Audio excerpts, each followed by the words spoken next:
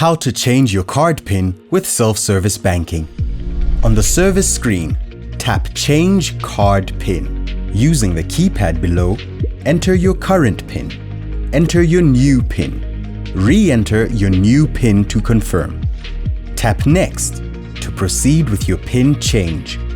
Please be patient while the system verifies your PIN. A confirmation screen will be displayed if your PIN change is successful.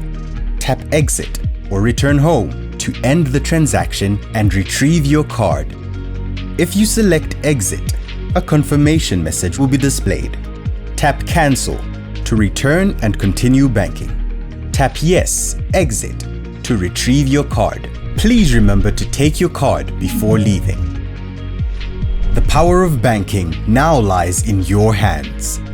To inquire about our self-service options, speak to our 24-hour customer service consultants on 061 299 1200. Bank Windhoek, a member of Capricorn Group.